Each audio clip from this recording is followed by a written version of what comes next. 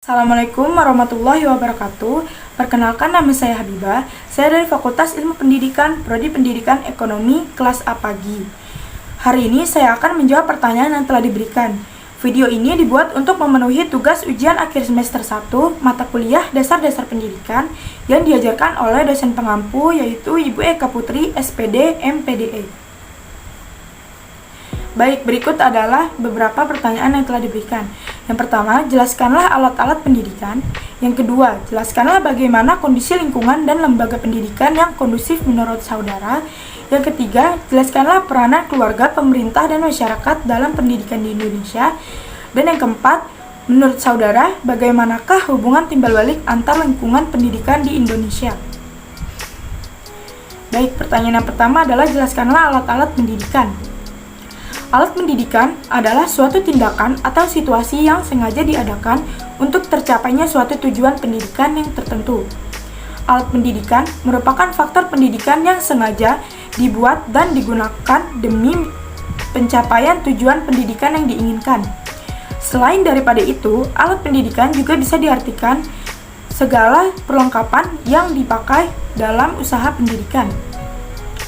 Menurut salah satu ahli, alat pendidikan terbagi menjadi dua.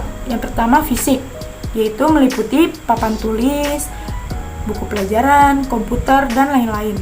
Yang kedua, yaitu non-fisik, meliputi kurikulum, metode, evaluasi, dan lain-lain. Baik, pertanyaan nomor 2 adalah jelaskan bagaimanakah kondisi lingkungan dan lembaga pendidikan yang kondusif menurut saudara.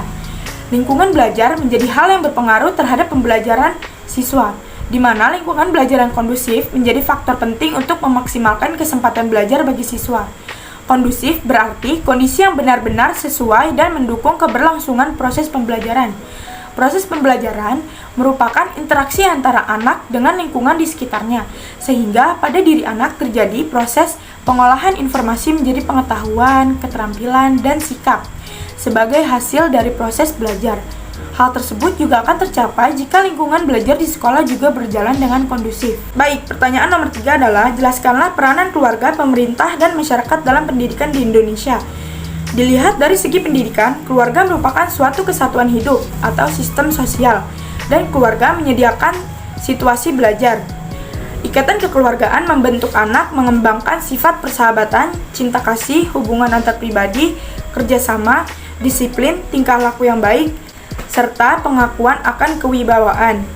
Sumbangan keluarga bagi pendidikan anak adalah yang pertama, melatih anak menguasai cara-cara mengurus diri, seperti cara makan, berbicara, berjalan, berdoa, dan yang lainnya. Hal ini berkaitan erat dengan perkembangan diri anak sebagai seorang pribadi. Yang kedua, sikap orang tua kepada anak sangat mempengaruhi perkembangan anak.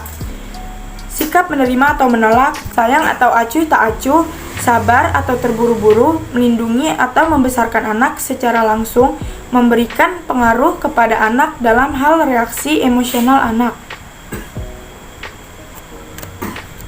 Tanggung jawab pendidikan yang perlu disadarkan dan dibina oleh kedua orang tua terhadap anak antara lain yang pertama, memelihara dan membesarkannya. Tanggung jawab ini alami untuk dilaksanakan. Yang kedua, mendidiknya dengan berbagai ilmu pengetahuan dan keterampilan yang berguna bagi kehidupannya kelak, sehingga bila ia telah dewasa mampu berdiri sendiri dan membantu orang lain.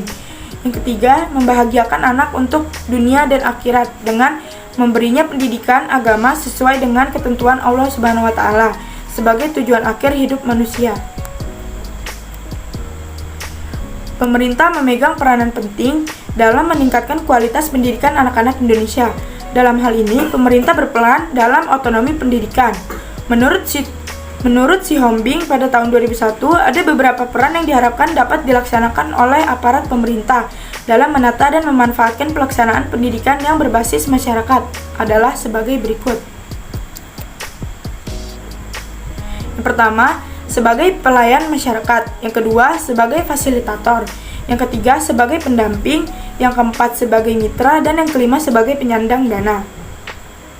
Sebagai salah satu lingkungan terjadinya kegiatan pendidikan, masyarakat mempunyai pengaruh yang sangat besar terhadap berlangsungnya segala aktivitas yang menyangkut masalah pendidikan. Untuk itu, Bahan apa yang akan diberikan kepada anak didik sebagai generasi tadi harus disesuaikan dengan keadaan dan tuntunan masyarakat di mana kegiatan pendidikan berlangsung. Yang pertama, peran serta. Dengan menggunakan jasa pelayanan yang tersedia pada tingkatan ini, masyarakat hanya memanfaatkan jasa sekolah untuk mendidik anak-anak mereka. Yang kedua, peran serta dengan memberikan kontribusi dana, bahan, dan tenaga.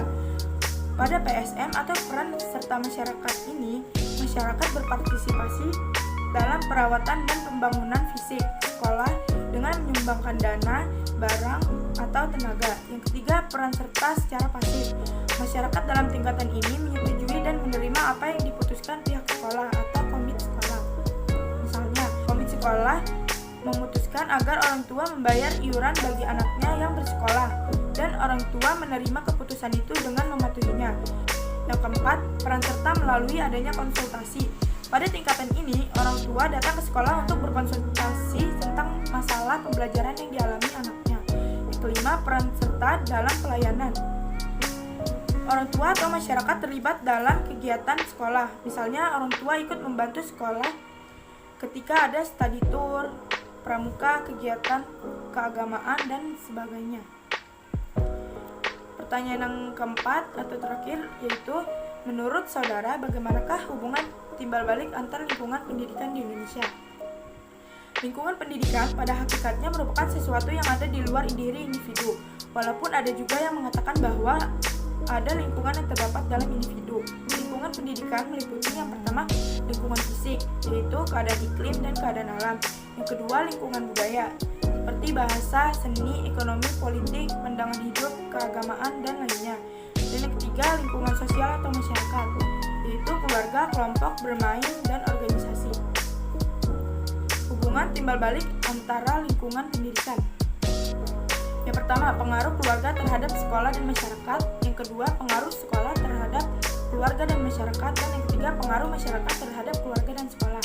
Pendidikan merupakan suatu proses yang kompleks dan melibatkan berbagai pihak, khususnya keluarga, sekolah, dan masyarakat. Sebagai lingkungan pendidikan yang dikenal sebagai tripusat pendidikan, fungsi dan peranan tripusat pendidikan itu, baik sendiri-sendiri maupun bersama-sama, merupakan faktor penting dalam mencapai tujuan pendidikan, yakni membangun manusia Indonesia seutuhnya, serta menyiapkan sumber daya manusia pembangunan yang bermutu. Dengan demikian, pemenuhan fungsi dan peranan itu secara optimal merupakan salah satu faktor penentu keberhasilan pembangunan nasional. Baik, itulah yang dapat saya sampaikan. Kurang lebihnya mohon maaf. Wassalamualaikum warahmatullahi wabarakatuh.